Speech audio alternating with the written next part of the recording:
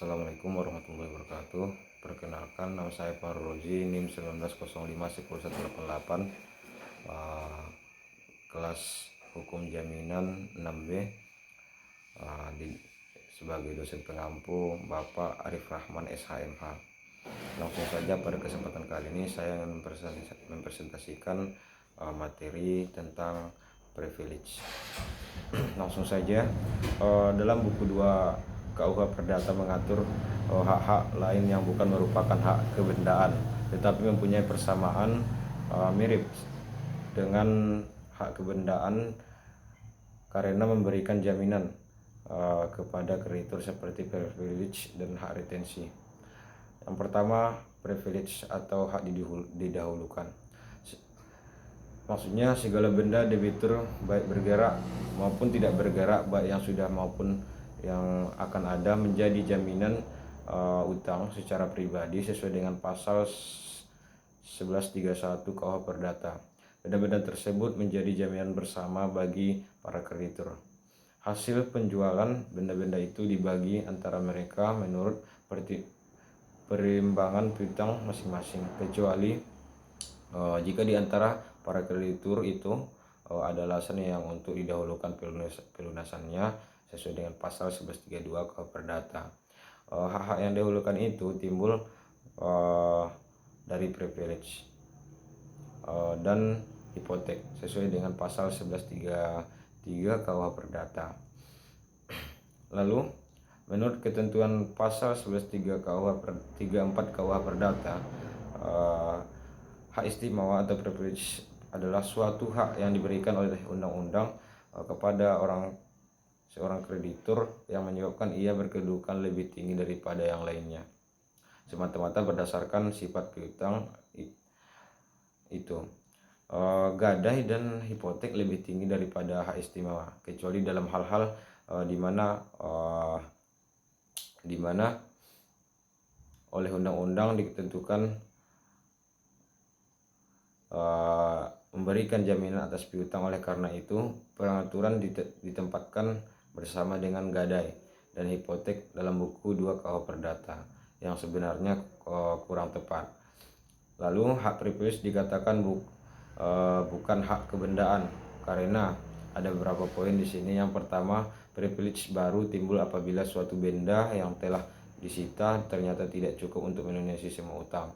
Kedua, privilege tidak memberikan kekuasaan terhadap suatu benda. Lalu ketiga, kreditur yang mempunyai hak privilege pun tidak dapat menyita benda jika dia tidak memegang suatu alas hak eksekutorial, misalnya putusan pengadilan. Lalu hak privilege mempunyai arti penting dalam hal debitur jatuh pailit atau dalam hak eksekusi harta kekayaan debitur. Dalam KUH Perdata diatur dalam dua macam privilege, yaitu privilege umum dan privilege khusus. Yang pertama, privilege umum adalah hak istimewa yang tertuju pada semua benda milik debitur yang terdiri atas 7 macam hak kebendaan sebagaimana yang disebutkan dalam pasal 1149 KUH Perdata. Apabila kreditur mempunyai tagihan atas hak kebendaan umum sebagaimana yang disebutkan dalam undang-undang, maka pemenuhannya didahulukan dibandingkan hak-hak kebendaan lainnya. Lalu ketujuh macam privilege umum itu adalah: yang pertama, biaya perkara yang timbul dari penjualan barang dan biaya penyelamatan barang. Kedua, biaya penguburan. Ketiga, biaya pengobatan. Terakhir, 4, upah para buruh yang harus dibayar. 5, piutang karena menyerahkan bahan-bahan makanan. 6, piutang para pengusaha sekolah berasrama. Ketujuh, terakhir, piutang anak-anak di bawah umur yang dapat ditagih. Lalu kedua, privilege khusus, yaitu yang ditujukan pada benda-benda tertentu milik debitur, terdiri atas 9 macam hak sebagaimana disebutkan pasal 1139 KUH Perdata. Undang-undang telah menentukan benda-benda tertentu apa saja yang dapat dijadikan sarana untuk pelunasan utang tertentu debitur. Kesembilan macam privilege khusus tersebut adalah: biaya perkara yang timbul dari penjualan barang bergerak dan tidak bergerak sebagai pelaksanaan suatu putusan yang dibayarkan perjanjian sewa menyewa. Kedua, biaya perkara yang timbul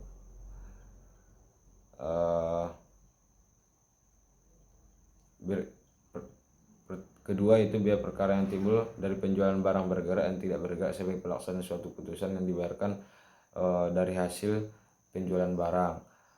Ketiga itu uang sewa barang tetap, biaya perbaikan yang menjadi kewajiban penyewa serta segala sesuatu yang berkaitan dengan pemenuhan perjanjian sewa menyewa. Ketiga, harga pembelian barang bergerak yang belum dibayar. Keempat, biaya untuk menyelamatkan barang. 5, biaya pengerjaan barang yang masih harus dibayarkan kepada pekerja. Keenam, jaminan yang diserahkan tamu rumah penginapan kepada pemilik penginapan. Ketujuh, yaitu pengangkutan dan biaya tambahan lain. Kedelapan, biaya yang harus dibayarkan kepada tukang yang mengerjakan suatu pekerjaan serta biaya penambahan dan pengurangan sesuatu barang. Terakhir yaitu penggantian yang harus dibayar oleh pegawai umum karena sesuatu kesalahan dalam pekerjaan. Privilege khusus ini didahulukan dari privilege umum, menentukan urutannya. Yang lebih dahulu disebut didahulukan pelunasannya. Privilege khusus tidak menentukan urutannya, walaupun disebut secara berurutan, semuanya mempunyai kedudukan sama dalam pelunasannya. Lalu kedua itu hak retensi. Hak retensi adalah hak untuk menahan suatu benda sampai suatu piutang yang bertalian dengan benda itu dilunasi. Hak retensi ini merupakan hak perseorangan namun mempunyai aspek sifat kebendaan karena itu dibicarakan dalam hukum benda atau hak retensi tidak menimbulkan hak didahulukan kreditur berkedudukan sebagai kreditur konkuren. Hak retensi memiliki sifat pertama, tidak dapat dibagi-bagi. Artinya apabila sebagian dari piutang dilunasi, maka tidak ada kewajiban pemegang hak untuk menyerahkan sebagian benda sesuai nilai piutang yang telah dilunasi. Kedua yaitu tidak memberikan hak memakai, tetapi hanya sebatas hak menahan saja dan hak revindikasi atau menuntut penyerahan oleh debitur. Kewenangan retentor hanyalah menahan benda dan menolak penyerahan benda sebelum utang debitur dilunasi. Hak retensi tidak dapat dipertahankan terhadap eksekusi yang dijalankan atas perintah pengadilan. Apabila eksekusi oleh pengadilan, maka retentor berubah kedudukannya menjadi kreditur konkuren yang dijamin dari jaminan umum milik debitur berdasarkan pasal 1131 dan pasal 1132 KUH Perdata. Apabila barang yang dikuasai dengan hak retensi lepas dari kekuasaan retentor, maka berakhirlah hak retensi itu. Mungkin hanya sekian hasil dari presentasi saya atas materi tentang privilege dan retensi. Semoga bisa bermanfaat. Apabila ada kekurangan, saya mohon maaf. Saya undur diri, pamit. Wassalamualaikum warahmatullahi wabarakatuh.